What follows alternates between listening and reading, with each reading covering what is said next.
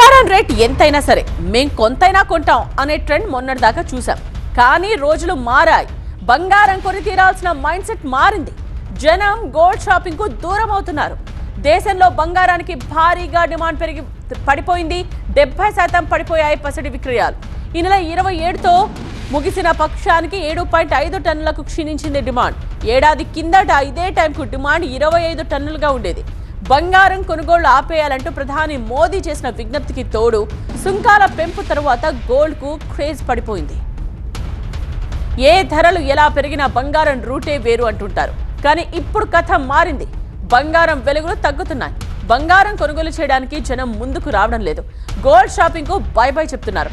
దీనంతటికి కారణం Iran war. పశ్చిమాసియా యుద్ధం సామాన్యుడి బతుకు మీద ప్రభావం చూపిస్తోంది. అందుకే మన దేశంలో గోల్డ్ మీద మోజు అనివార్యంగా తగ్గుతోంది.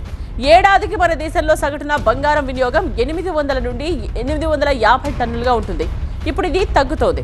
ఇందుకు ప్రభుత్వం తీసుకుంటున్న చర్యలు కూడా ఒక కారణం. అసలు బంగారం ఎలా భారమైందో చూద్దాం. బంగారంపై ఇప్పుడు పన్నుల భారం 18.45% ఉంది. ఇందులో కస్టమ్స్ సుంకం ప్లస్ సెస్ కలిపి 15% ఉంది. గోల్డ్ పై ఇప్పటికే 3% ఇంటిగ్రేటెడ్ జీఎస్టీ కొనసాగుతోంది. రూపాయి బలహీనతకు కళ్లెం వేసేందుకు బంగారంపై సుంకాలను కేంద్ర ప్రభుత్వం పెంచింది. మన దేశంలో ధరల మోత మోగుతోంది. కూరగాయల నుండి పెట్రోల్, డీజిల్ వరకు అన్ని రకాల ధరలు పెరుగుతున్నాయి. ధరలన్నీ పెరుగుతోన్న వేళ ప్రజలు ఆడంబరాలకు దూరం అవుతున్నారు. నిత్యావసరాలు, అత్యవసరాలకే ప్రజలు ప్రాధాన్యం చూపిస్తూ ఉన్నారు. ఇక సామాన్యుడికి ధరల షాక్ ఏ రేంజ్ లో ఉందో చూద్దాం. ఇప్పటికే లీటర్ పెట్రోల్, డీజిల్ ధర 8 రూపాయలు పెరిగింది. కమర్షియల్ గ్యాస్ సిలిండర్ 1000 రూపాయలు భారమైంది. అంతేకాదు ఏప్రిల్లో 8.3% ద్రవ్యోల్బణం ఒక్కసారిగా పెరగడం కూడా షాకింగ్ గా మారింది.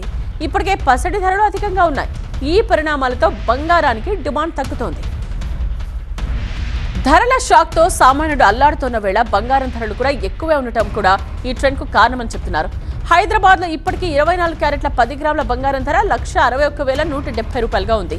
అలాగే 22 క్యారెట్ల 10 గ్రాముల బంగారం ధర 144,950 రూపాయలకు చేరింది. ఇక హైదరాబాద్ లో కిలో వెండి ధర 2,68,498 రూపాయలుగా ఉంది. రూపాయి బలహీనతకు కళ్లెం వేసేందుకు ఏడాది పాటు బంగారం కొనుగోలు చేయొద్దని సికింద్రాబాద్ వేదికగా మే 10వ తేదీన ప్రధాని మోదీ పిలుపునిచ్చారు.